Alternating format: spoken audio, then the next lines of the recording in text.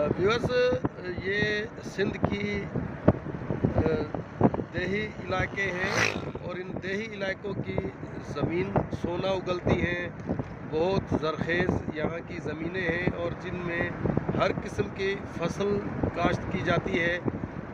ये सामने जो नज़र आ रहा है ये गन्ने का खेत है और इस गन्ने के खेत को 1 साल तक इस फसल को तैयार किया जाता है, जिसके बाद ये शुगर मिल के लिए गन्ना तैयार होता है।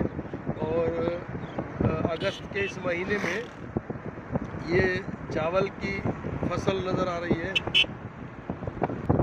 ये चावल की फसल है और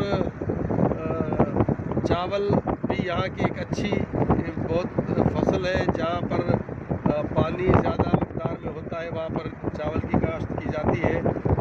ये मेरे साथ साथ जो नहर है ये नज़र आ रही है। नहर ये सदावा कहते हैं इसको, नुसरत कैनाल है। इस नुसरत कैनाल से यहाँ के आसपास की सारी ज़मीनें सैराब होती हैं और उसके बाद इन ज़मीनों से सोना उगलता है। यहाँ के लोग बहुत मेहनतकश हैं। ये ज़मीनें यहाँ की लोगों को बहुत फ़ायदा देती हैं।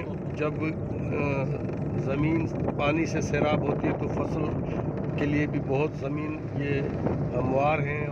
और ये गन्ने की जो मैंने बताया था कि फसल कितनी अच्छी तादाद में, कितनी बड़ी खूबसूरत भी नज़र आ रही है और ज़मीन बता रही है कि ये कितनी ताकतवर ज़मीन है।